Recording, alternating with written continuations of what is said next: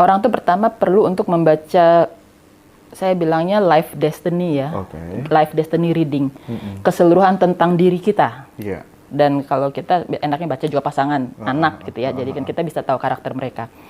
Nah itu termasuk ada luck cycle tuh, siklus keberuntungan. Siklus keberuntungan ya. Dalam pilar-pilarnya tuh pilar 10 tahunan, jadi dekade. Cerita, oh iya. Nah cerita orang di dekade ini tuh kurang lebih garis besar ya, kan dekade ngomongin 10 tahun, garis besar 10 tahun ini ceritanya dia tuh apa sih, 10 tahun ke depannya apa, yang di tahun mana dia, di 10 tahun mana, dekade mana, agak perlu hati-hati nih, entah bisa bangkrut, entah bisa sakit, tapi bukan berarti kita nggak bisa ngapa-ngapain. Kita punya alat supaya kita tahu gimana kita mengarahkan kapal supaya tetap sampai tujuan. Mau badai, mau hujan, mau ombak, kita tetap sampai tujuan. Ada solusi ya? Iya, kayak pilot, kita nggak bisa ngatur, gue nggak mau ada petir hari ini. Nggak bisa kan? Tapi gimana caranya dia punya skill, punya keilmuan untuk kita tetap sampai tujuan dengan aman, selamat.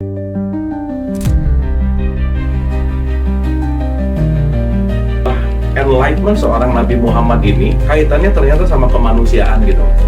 Perjalanan cerita itu sampai di dunia dewasanya itu udah masuk pelajaran filsafat tuh, Ndra. Spektrum ateis itu beda, dari mulai ateis yang paling santai sampai ateis yang paling radikal juga ada.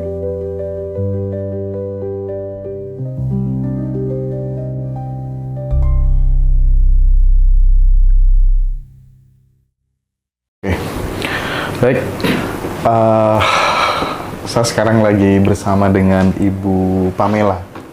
Beliau ini adalah pakar konsultan Chinese metafisik gitu ya. Jadi meliputi banyak hal. Nanti biar beliau memperkenalkan diri, salah satunya adalah tentang pace mungkin ya. Boleh. Mungkin bisa dikenalin dulu Ibu, ya. Biar teman-teman tahu.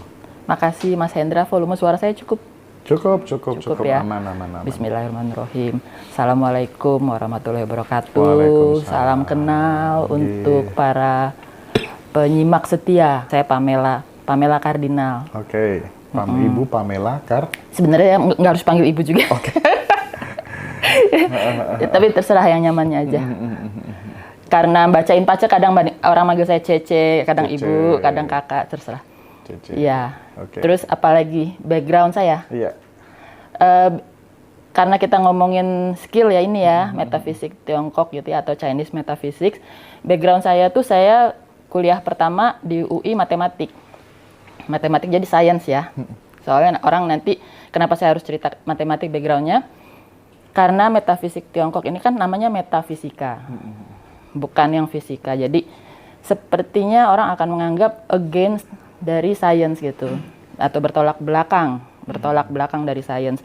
Sementara saya sendiri backgroundnya sebenarnya science, matematik. Kemudian saya baru aja ngambil S2, udah selesai. Tapi ini nyebrang. Jadi kalau bidang saya tuh zigzag sebenarnya. Sambil saya kuliah matematik, saya ambil interior design jarak jauh. Kemudian saya lulus kuliah itu saya bikin bisnis interior design dari 2006. Sebenarnya sampai sekarang ya karena running sendiri ya. Tapi pas pandemi kan itu ya game changer ya. Benar. Jadi pas pandemi juga saya pikir kok nggak taunya enak ya, nggak terlalu proyek itu kan repot banget ya. Kok nggak taunya saya kayak agak terlalu stressful ya waktu ngurusin proyek segala macam. Pas pandemi disuruh di rumah berapa tahun lah, 2 tahun mungkin kita ya. Itu akhirnya saya pikir selesai pandemi saya agak udah mulai mengurangi, nggak mau terlalu full di proyek. Jadi bahkan udah saya tolak juga. Nah kebetulan saya memang pada saat interior design itu saya pernah ketemu klien, dia minta didesain rumah dari nol, dari tanah. Jadi kita juga mengerjakan arsitektur ya, itu di Cikarang. Nah itu dia bilang, Pam, kamu ketemuin orang kalau nggak salah di mana ya, Pantai Dakabok atau di mana gitu, di daerah kota gitu. Dia ahli feng shui. Rumah saya pokoknya mau ngikutin yang dia suruh. Saya datengin dong. Pertama saya dibaca tangannya. Ini feng shui kok baca tangan? Kan saya tahu feng shui benernya bukan baca tangan, tapi rupanya mungkin all in kali ya. Nah, kemudian dia tunjukin nih, kamu nanti bikinnya kolam renang di sini gitu ya, misalkan tangga di sini dan lain sebagainya. Dia nggak gambar sama sekali, yang gambar repot tuh saya, tapi fee-nya dia tuh gede banget loh gitu ya. Jadi saya pikir, enak bener ya orang ini. Ya udahlah, saya coba cari-cari tahu. Pada saat rumah itu udah selesai, saya cari tahu ini ilmu apa sih Feng Shui. Kita udah sering dengar kan Feng Shui ya. Iya. Kita udah sering dengar Feng Shui, memang yang ngetop Feng Shui. Akhirnya saya ambil, saya browsing lah gitu ya. Belajar Feng Shui terbaik di dunia, tapi kan saya nggak bisa bahasa Mandarin. Saya background saya bukan Chinese, jadi saya nggak bisa bahasa Mandarin. Saya nggak mungkin ke mainland sana gitu sekolah ya. Ternyata ada nggak jauh sih Malaysia gitu. Ya udah saya ambil di sana. Nah di kelas Feng Shui itu kita masih kelas tatap muka tuh 33 orang waktu itu ya. Sekarang kalau udah bikin kelas orang ribuan, puluhan ribu malah. Nah itu ada 33 orang tuh 19 negara loh pesertanya. Jadi saya ya surprise ya, oh ada orang Rusia, samping saya ada orang Jerman punya hotel di Lombok, ada dari berbagai negara dan mereka percaya dengan Feng Shui. Nah karena kita belajar Feng Shui, kemudian saya baru tahu kalau Feng Shui itu prescription. Jadi kita udah tahu penyakitnya apa ke dokter, kemudian kita dapat resep. Nah resep itu si Feng Shui-nya. Nah akhirnya saya tertarik di sana, tapi proyek interior masih jalan kan. Berarti saya belum mulai jadi konsultan secara full time yang metafisiknya. Nah pas pandemi saya pikir ini enak juga ya. Saya ngerjain jadi konsultan metafisik ini dengan bisa online. Dan mayoritas dari klien saya yang selain teman ya, yang selain teman dan kenal ke kenal, itu bahkan saya nggak tahu mukanya. Dia ngasih saya nama palsu juga saya nggak tahu. Yang penting tanggal lahir jangan kasih salah aja gitu. Karena saya baca semuanya itu dari tanggal lahir gitu. Oke Cece. Jadi Cece sekarang, oke. Ya. Nggak apa-apa. Ya. Nggak enak sih ya. Oke. Terkait ini deh mungkin, pace itu sebenarnya apa sih? Nah, pace itu jadi gini, bagian dari ilmu metafisika Tiongkok, Mas. Nah, metafisika Tiongkok yang kita dengar selama ini paling populer memang Feng Shui. Ternyata cabangnya banyak. Ada pace itu untuk awal ya. Kita perlu tahu setiap orang lahir tuh udah ada nasib yang tertulis. Nah, di bahasa Indonesia tuh hanya kata nasib sih ya, saya bingungnya ya. Kalau bahasa Inggris tuh ada destiny, ada fate. Saya lebih senang pakai destiny. Fate itu seakan-akan kita udah nyerah, pasrah, nggak bisa ngapa-ngapain lagi, udah ditakdirkan begitu gitu ya. Nah kalau di dalam destiny itu kita masih ada gocekannya lah gitu ya. Nah itu pace. Tapi selain itu ada ilmu baca wajah, Mian Xiang, ada Cimendunjia, seru banget itu. Cimendunjia itu kayak Sun Tzu ya. Jadi backgroundnya dia memang Sun Tzu, ilmu perang. Ilmu perang. Kalau zaman dulu perang beneran. Iya, Sun Tzu kan, teori perang Sun Tzu. Buku Sun Tzu itu kan ngetop banget ya. Nggak tahu deh bacanya Sun Tzu apa Sun Tzu, tapi kalau saya lebih senang baca Sun Tzu. Nah, Sun Tzu itu kalau di zaman sekarang, zaman modern ini, di zaman, nanti diomelin, zaman bahasa Indonesia KBBI. Nah, itu untuk orang bisnis, kita dengan pasangan, itu semua bikin keputusan, bikin strategi, bahkan ngecek capres siapa yang potensi menang, kita besok mau dealing sama orang sebaiknya kita terusin apa enggak, mau kerjasama sama orang, macem-macem, aneka aspek kehidupan, kesehatan juga, mau traveling juga, mau bepergian, kira-kira kayak gimana, segala macam, itu dari Sun Tzu. Tapi untuk mengenal diri kita, nah karena penyambung ke spiritual, seperti yang sering dikatakan Kang Abu, dengan mengenal diri maka kita mengenal Tuhan. Jadi pace itu salah satu untuk membantu mengenal diri ya, di luar dari meditasi, refleksi diri dan lain sebagainya gitu. Oke. Jadi banyak ya ternyata cabang-cabangnya Chinese metaphysics itu banyak banget. Salah satunya Feng Shui, pace, Mian Xiang, Cimendunjia, background semuanya itu I Ching. Itu yang membaca wajah tadi apa namanya? Mian Xiang. Bisa nggak dikupas sedikit tentang ya? Itu ya? Baca wajah itu sebenarnya kalau kita mau cepat ketemu orang, kita pakai intuisi plus teori sedikit dari baca wajah. Pertama kita harus ingat teorinya. Kalau pace ya kita masih bisa buka ya, masih bisa buka untuk cek detailnya. Itu hal-hal yang misalkan nih, ini bukan untuk yang siapa yang wajahnya ya. Kayak misalkan orang senang operasi hidung sampai runcing. Sebenarnya pacenya yang bagus yang masih fleshy, yang masih berdaging. Tapi atas sininya tinggi. Itu kalau dalam Mian Xiang itu bagus, kurang lebih peruntungannya ya. Terus termasuk juga sini, pipi. Pipi juga lebih bagus yang agak cabi. Jangan terlalu tirus-tirus. Tirus. Kalau bertulang sampai dengan di sini tulang tinggi itu kalau bergeraknya di apa namanya sebagai kayak artis atau performer ya, dia bagus karena ngetopnya bakal lama. Sampai tua tuh dia ada yang udah pudar gitu kan. Nah, kalau dia tulang pipinya tinggi itu ngetopnya lama. Tapi kalau tulang pipinya sampai nongol, protruding gitu ya, sampai kayak terlalu ini, itu dia ambisius banget sampai dia rela untuk sikut kanan kiri demi dia ngejar ambisinya.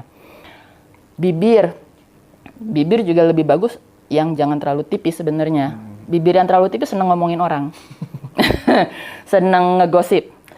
Bibir yang begini, ujungnya gini, kayak, nah itu depan kita dia ngomong manis, di belakang belum tentu. Gitu ya. Dagu juga jangan terlalu runcing, lebih bagus agak lebar gitu ya, agak berdaging lah intinya ya, supaya masa tua kita tuh banyak yang support, dalam arti kita punya anak buah, anak-anak juga nggak ngerepotin gitu ya. Kurang lebih gitu.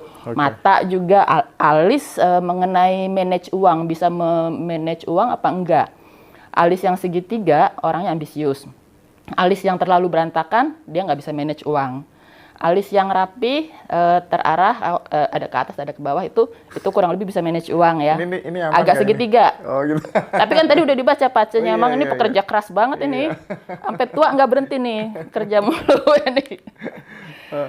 Gitu, kurang lebih gitu deh. Oke, menarik. Jidat juga. Terus belum kalau ada titik-titik ya, ada scar.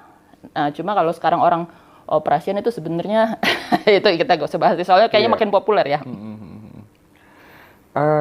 Gini Cek, kalau misalnya dalam micro expression gitu ya, kebohongan seseorang aja bisa dideteksi dari wajah, ya nggak sih? Oh iya bisa. Tapi kalau ekspresi itu biasanya lebih untuk, itu waktu saya kuliah di Ketahanan Nasional kan kelas sebelah itu intelijen ya, nah itu mereka belajar tuh kebohongan.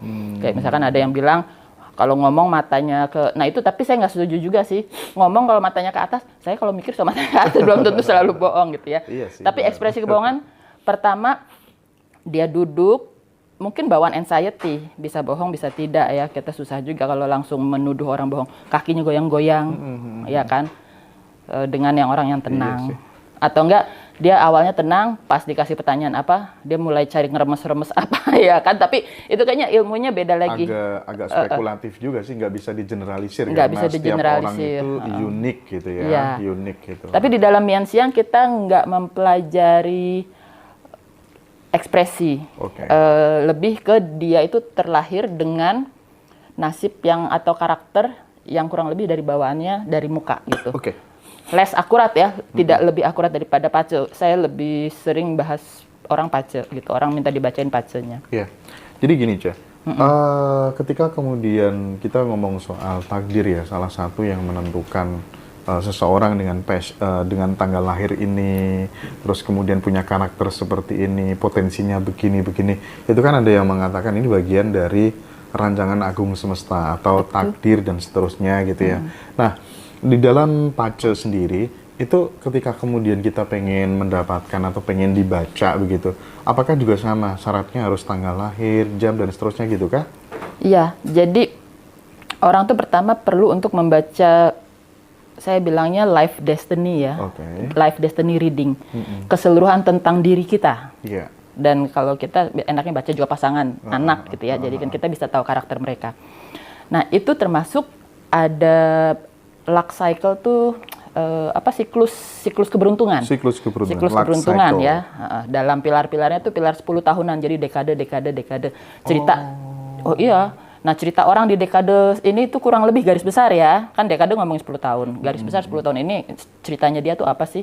10 tahun ke depannya apa? Yang di tahun mana dia, di 10 tahun mana, dekade mana agak perlu hati-hati nih. Entah bisa bangkrut, entah bisa sakit. Tapi bukan berarti kita nggak bisa ngapa-ngapain. Maka dari itu, ini destiny reading. Jadi destiny itu kayak angin. Kalau kita apa adanya, autopilot, kita kayak kapal nggak pakai layar, ke bawah arus aja, mau tenggelam kayak mau kejungkir sama ombak. Nah tapi dengan kita memiliki berbagai keilmuan termasuk salah satunya metafisik Tiongkok ini, kita punya alat supaya kita tahu gimana kita mengarahkan kapal supaya tetap sampai tujuan. Mau badai, mau hujan, mau ombak, kita tetap sampai tujuan. Ada solusi ya. Iya, kayak pilot, kita nggak bisa ngatur, gue nggak mau ada petir hari ini. Nggak bisa kan? Tapi gimana caranya dia punya skill, punya keilmuan untuk kita tetap sampai tujuan dengan aman, selamat, dan perjalanannya nyaman gitu. Nah, pasnya juga kurang lebih gitu, alat gitu. Anginnya tetap nggak bisa diapa-apain, semesta kan. Nah, yang dibutuhkan adalah tanggal lahir untuk membaca. Kemudian biasanya orang yang kritis akan bilang, nggak masuk akal. Kenapa tanggal lahir orang kok menceritakan dia karakternya kayak apa? Kenapa tanggal lahir doang bisa bikin ketahuan dia akan melalui perjalanan hidup apa, ya kan? Loh, kita ini kan bagian dari semesta. Iya. Dan tanggal lahir dan semua ilmu ini berawal dari 5 elemen alam. Di badan kita juga termasuk dari situ gitu. Jadi nggak ada yang kebetulan gitu ya, nggak ada yang kebetulan orang lahir di tanggal itu membawa cerita. Nah, kalau kita percaya reinkarnasi, dan sebenarnya ini backgroundnya harus percaya reinkarnasi, ya, tidak harus, tapi maksudnya kenapa orang bisa dapat bagan kelahiran yang bagus? Ya ada latar belakang dari kehidupan sebelumnya. Meskipun sekarang ada operasi ya, bisa dimajukan, bisa dimundurkan ya. Nggak bisa juga. Nah, itu juga banyak pertanyaan. Kalau orang mau sesar kan? Iya, sesar. Sesar nih janjian sama dokter jam 6 pagi. Dokternya macet, dokternya terhalang, dia datang gitu baru di black jam 9 gitu ya. Nggak ada yang kebetulan. Kalau dia benar-benar jam 9, dia benar-benar terjadi jam 6, ya udah jam 6. Tapi nggak ada yang kebetulan sampai dengan orang benar-benar terlahir di tanggal itu. Di jam itu persisnya. Nah, cuma kan banyak orang yang tidak tahu jam lahirnya ya. Itu berkurang berapa persen sih akurasinya ketika jadi kalau tahu? bagian kelahiran nih, kolom tahun, bulan, terus hari itu bukan Senin, Selasa, Rabu ya, juga hari itu ada hitungannya lagi, dan jam. Kalau 1 jam ini kosong, minimal 1/4 kan, 1/4 informasi hilang. Dan pilar jam itu adalah anak buah, kemudian dreams itu mimpi-mimpi kita, ide-ide kita, pikiran-pikiran kita, hari tua. Nah, itu hilang tuh. Nah, hilangnya lebih dari 1/4. Kenapa? Setiap pilar bisa dibaca lagi hubungan antar elemennya. Berarti kan pilar ini ada hubungan dengan ini, kita juga hilang gitu. Tapi bukan berarti tidak bisa dibaca. Orang yang nggak punya jam lahirnya tetap masih bisa dibuka pacenya. Oke, Cece. Gini,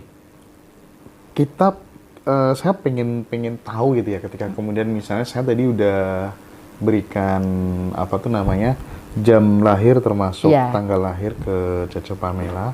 Nah, supaya teman-teman ketika mendengar ini gitu tahu, oh ternyata yang bisa dibaca itu apa aja sih, itu bisa tahu gitu ya. Kira-kira bagaimana dibaca secara tapi nggak ada kematian kan di situ? Kematian harus ada dong. Oh, ada. Enggak, maksudnya nanti mati tanggal berapa nggak ada kan ya? Kalau mau dicek bisa, tapi kayaknya kita yang pada males juga. Iya, saya agak enak ya. Saya tak nge-create kematian sendiri aja deh nanti. Iya.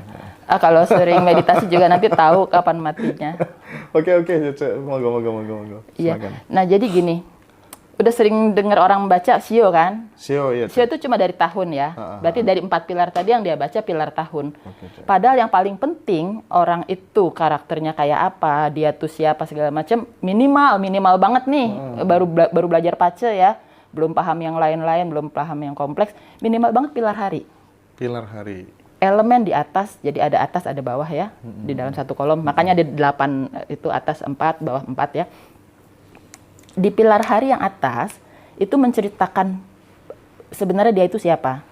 Nah, Mas Hendra pilar harinya tuh kayu. Jadi kalau orang bilangnya sionya naga kan, sio naga, ya bolehlah sio naga nanti kita baca. Tapi itu bukan yang paling penting. Iya. Tapi kayunya kayu yin.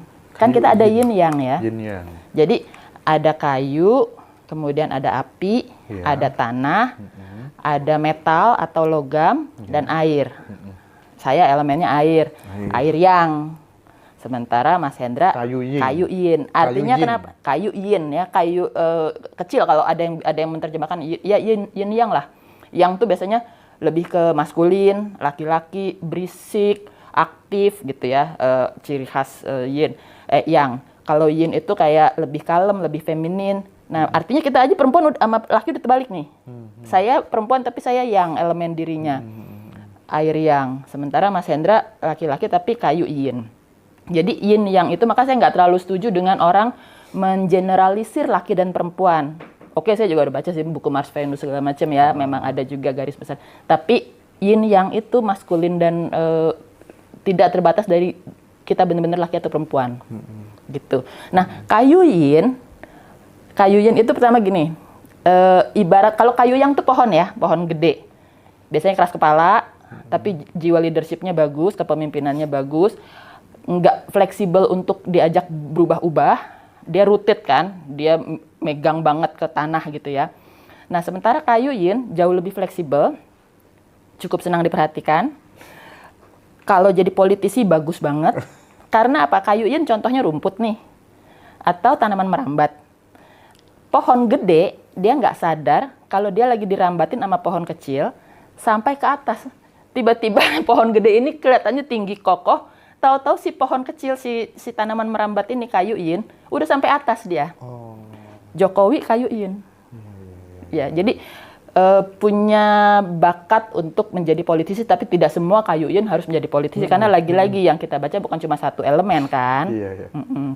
Gitu, kayu yin. Nah, bawahnya tuh ular. Jadi ular kayu lah istilahnya. Itu yang namanya kita bilang pilar hari atau kita sebutnya day master. Nah, dengan ular kayu aja saya udah bisa tahu banyak banget mengenai Mas Hendra.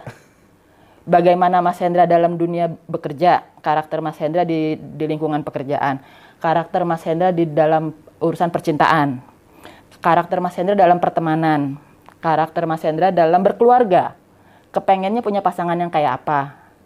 Nanti dari bagian ini bisa kelihatan, ini kebetulan nih keren banget, good husband ya, memiliki karakter sebagai suami yang baik. Karena di dalam pilar hari ada elemen istri. Artinya orang yang kayak gini harusnya bisa kita artikan di keluarga, dia di rumah nih dia happy dengan istrinya.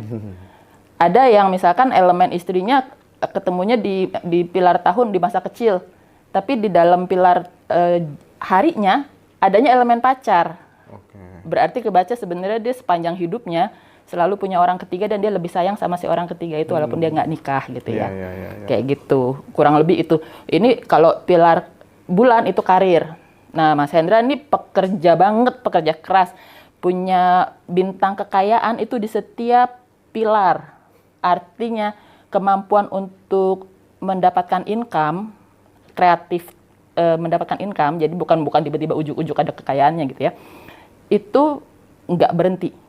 Dari muda sampai tua di sini. Kemampuan untuk manajemen dan kombinasi antara direct wealth tuh untuk cocoknya untuk orang-orang yang bekerja sama orang lain, maupun yang indirect wealth itu cocok untuk bisnis. Jadi bekerja sendiri termasuk freelance dan lain sebagainya. Itu lengkap di sini. Kemudian intuisi atau kemampuan untuk berpikirnya itu menggunakan data atau menggunakan intuisi. Nah, Mas Hendra lengkap juga. Ada yang namanya direct resource, itu orang-orang yang lebih pakai data. Jadi kelihatannya orang di luar akan kenal Mas Hendra pertama kali, oh dia orangnya berdasarkan data. Tapi sebenarnya ada indirect resource-nya juga, intuisinya jalan juga. Kalau orang yang intuisinya di sini dibaca nggak ada atau nggak bagus, dia ada elemennya tapi nggak bagus, jangan coba-coba bikin keputusan pakai nyali, pakai spekulasi, jangan coba-coba gitu. Kecuali kalau emang pas dilihat, oh dia punya kemampuan intuisinya nih, mateng, emang bawaan dari lahir ya, tinggal diasah gitu kan, gitu. Nah, dengan kayak gini kan kita mengenal diri nih. Terus termasuk, oh gue modelnya kayak gimana, istri kayak gimana gitu kan. Oh kemarin kita ribut gini-gitu, padahal itu nggak bisa dipapain, itu karakter. Tinggal dimengerti aja. Tinggal dipahami aja gitu. Termasuk anak juga, dan bos kalau kita kerja sama orang, kalau kita partneran bisnis juga rekan bisnis gitu.